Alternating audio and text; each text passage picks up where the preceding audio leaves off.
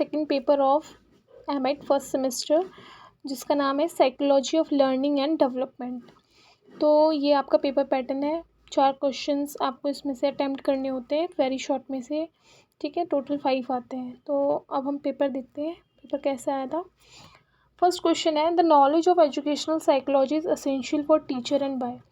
तो हमारा जो मानसिक विकास है वो क्यों ज़रूरी है, मतलब जो हमें शिक्षा दी जाती है मानसिक विकास की, वो टीचर के लिए, अध्यापक के लिए क्यों ज़रूरी है? क्योंकि उसे हर तरीके के बच्चे के साथ डील करना है, तो उसको सबकी साइकी पता होना बहुत ज़रूरी है।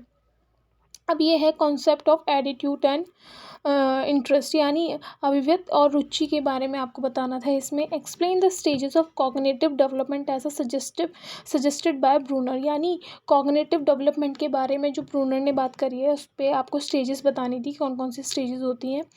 व्हाट आर द फिर फोर्थ है आपका, what are the educational implication of individual difference.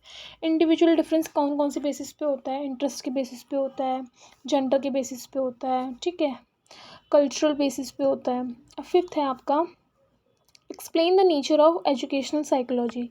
अब एजुकेशनल साइकोलॉजी के आपका नेचर बताना है कि किस नेचर पे वो वर्क करती है, ठीक है। फिर आपका सेकंड पार्ट आ जाता है सेक्शन बी, जिसमें कि आपको 3 क्वेश्चन पूछे जाते हैं और आपको 2 क्वेश्चन अटैम्प्ट करने होते हैं और ये 8 मार्क्स के होते हैं।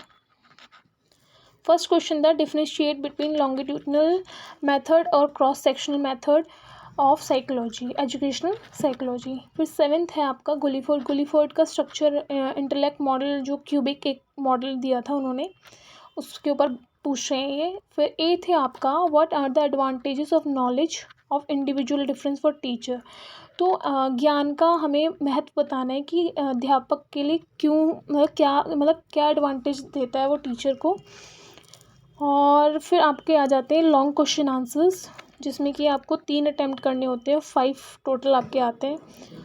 9th क्वेश्चन है आपका, explain the nature and the scope of educational psychology and discuss the various schools of psychology in detail, यानी कौन कौन से स्कूल्स हैं आपके, ठीक है, उनके ऊपर पूछा है, उनके ऊपर बात की गई है, उनका नेचर बताना है एजुकेशनल साइकोलॉजी का, और क्या बताना है, स्कोप बताना है। फिर आपका 10th क्वेश्चन था, cognitive development, explain the Jean पियाजे theory of cognitive development in detail. तो इसमें ना अधिकतर केस पे बात की जाएगी, थ्योरीज पे बात की जाएगी, क्योंकि साइकोलॉजिकल सब्जेक्ट जो है वो अधिकतर आपका थ्योरी एक्सपेरिमेंट बेस्ड है, जो कि प्लावो ने, पियाजे ने, गार्डनर ने, इन्होंने अपने एक थ्योरेटिकल बेस बना के स्ट्रक्चर दिया है, ठीक है।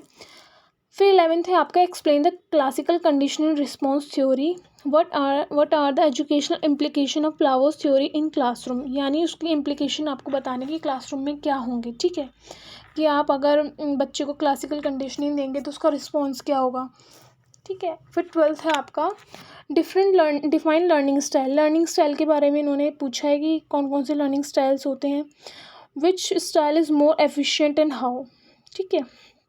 फिर लास्ट क्वेश्चन है आपका, explain the social cultural theory by Edward Bruner in detail, what is the importance of this theory in education. वही ये देखिए, आप सारे क्वेश्चन जो साइकोलॉजी के होते हैं वो किस पे बेस्ड होंगे, आपके थ्योरी पे बेस्ड होंगे।